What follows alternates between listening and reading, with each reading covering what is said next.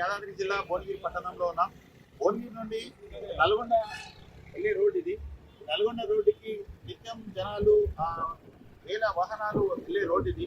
ఈరోజు ఉదయం ఇక్కడ ఒక మహిళ బస్సు కింద యాక్సిడెంట్ అయి చనిపోయింది. సో మరి వాళ్ళకి సంబంధించిన బాధితులు కూడా ఉన్నారు.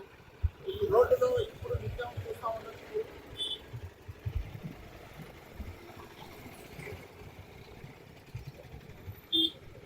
మరి ఈ రోడ్డుకి నిత్యము వేల వాహనాలు వస్తూ ఉంటాయి.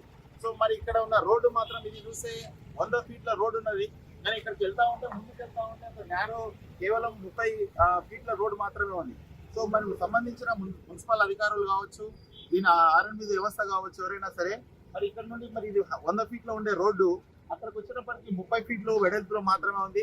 ఈ రోడ్డు వైండింగ్ చేయాలి, దీన్ని రోడ్డు ఎక్స్టెండ్ చేయాలని చెప్పేసి ఇక్కడ ఉన్న ప్రజలందరూ కోరుతా ఉన్నారు. ఇదే విధంగా చాలా మందికి యాక్సిడెంట్ అయ్యి గతంలో కూడా ఎందరికో గాయాలు పాలైన సందర్భాలు ఉన్నాయి. ఈ రోజు ఉదయం మాత్రం ముక్కంపల్లి ఒక మహిళ కూడా చనిపోయింది. సో ఆ మహిళ సంబంధించిన బాధితులు కూడా ఉన్నారు. ఒకసారి వాళ్ళ అభిప్రాయం తెలుసుకున్నారు. సంబంధించిన గ్రామస్తులు ఉన్నారు. ఒకసారి ఇక్కడ నరేష్ గారు ఉన్నారు, వారి అభిప్రాయం తెలుసుకున్నారు. నమస్తే సార్. రోజువారీ కూలీగా మా గ్రామం నుండి పేరు కోసం చిన్న కూలి పనులు పనిచేసుకోవడానికి ప్రతిరోజు ఉదయం లేవగానే దారిలో పోయే దారిలో ఇంకా గోళీకి వచ్చిన దగ్గర ఎక్కించుకోవాలని రోజు కానీ అలాంటిది ఈరోజు నేను ఆమె చనిపోవడం చాలా బాధాకరంగా ఉంది. ఆమె కూలి చేసుకుంటే పుట్ట గడిచిన వాళ్ళు ఆడపిల్లలు వాళ్ళ సంతానం అమ్మాయి చాలా పేద కుటుంబం నుంచి వచ్చిన వాళ్ళు భర్త కూడా ఆమె ఆఫీసులు కష్టం చేసుకుంటూ పొద్దులు వేసి అయ్యో మాకు 2 రూపాయలు ఉంటే బాగుండు, మా పిల్లలు ఇట్లా బతకాలి, మేము ఎట్లా ఉండాలన్న ఆలోచనతో ప్రతిరోజు కూలికి వచ్చే ఈరోజు ఆ మల్లమ్మ గారు లేకపోవడం మాకు చాలా బాధాకరంగా అనిపిస్తుంది. అలాగే ఇక్కడున్న ఈ జమకానంలో చౌరస్తాలో రోడ్డు ఇక్కడికి వచ్చేసరికి 100 ఫీట్ ఉంది, అక్కడికి వచ్చేసరికి 30 ఫీట్ రోడ్ ఉంది. దయచేసి మున్సిపల్ కమిషనర్ గారు ఈ రోడ్ని పరిశీలించవలసిందిగా కోరుకుంటున్నాము. రోడ్ వైడింగ్లో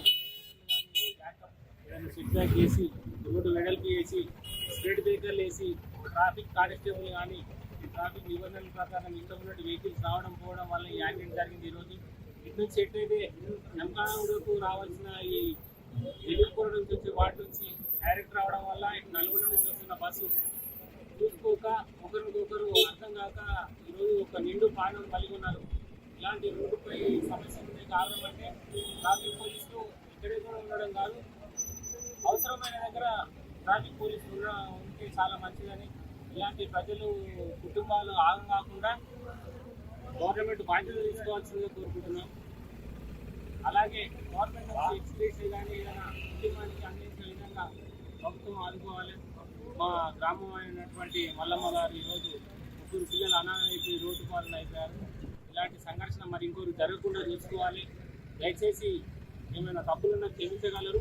మున్సిపల్ కమిషనర్ కానీ, మున్సిపల్ చైర్మన్ కానీ, ఎమ్మెల్యే కానీ, మా వాళ్ళే అందరూ దీని గురించి కొంచెం జాగ్రత్తగా పటిష్టంగా చేయవలసిందిగా కోరుకుంటున్నాం. మాజీ ఎంపీటీసీ సీనియర్ నాయకులు కూడా పాండు గారు ఉన్నారు. ఒకసారి వాళ్ళ అభిప్రాయం తెలుసుకున్నాం. నమస్తే సార్. సార్ ఈ మార్నింగ్ మహిళ చనిపోయి ఉన్నారు. సో ఏ రకంగా చనిపోయారు మీకు ఏమైనా సమాచారం ఉంది?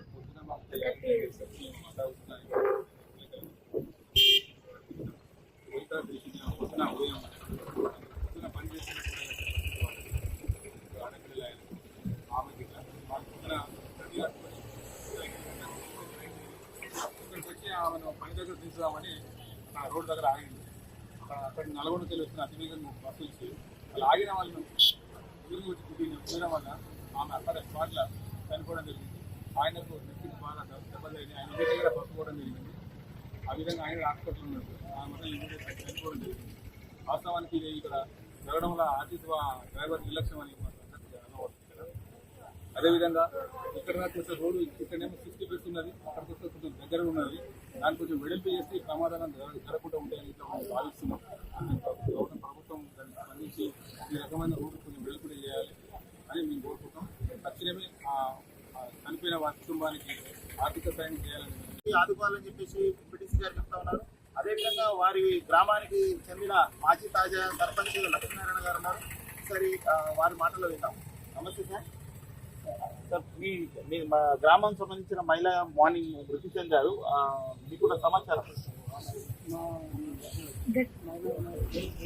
వస్తారు నేర్చుకుని తెలుసుకుంటారు. ఈ రోజు ఎవరైనా హాస్పిటల్లో కూడా బస్సులో కానీ లేకపోతే రోజు ఎవరైనా నేర్చుకుని చౌరస్తా కూర్చోవాలి నడుచుకుంటుంది. ఈరోజు ఏదైతే పని చేయించో ఆ పని కొంచెం తొందరగా అమ్మాయి రోజు ఏదైనా పని ఉండదు అని చెప్తే భర్త తీసుకొని వచ్చాను. భర్త తీసుకొని వచ్చి చౌరస్తా కదా ఇక్కడ చౌరస్తా దాటింది. దాటి మూమెంట్లో ఆ బస్సు దాటింది. కింద పడే స్పాట్లో టైర్ తలకాయ వెళ్ళిపోతే మెదడు గడ్డి కూడా కూడా వాళ్ళకి చాలా ఇబ్బంది. రోజు చేసుకుంటూనే వెళ్ళాలి.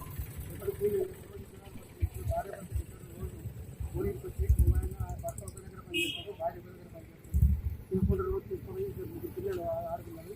వాళ్ళ పొట్ట వచ్చి కలిపి ఇవ్వడానికి కొంచెం సరిపోయింది కూడా సరిపోకుండా నైట్ చేస్తారు, డే మారుతున్నారు. ఆర్టీఐ జిల్లా అధ్యక్షులు తాళ్ళపల్లి చంద్రశేఖర్ గారు ఉన్నారు. ఈ రోడ్డు పైన పొద్దున మహిళ మల్లమ్మ గారి ఇంటి పైన వారి అభిప్రాయం తెలుసుకున్నారు.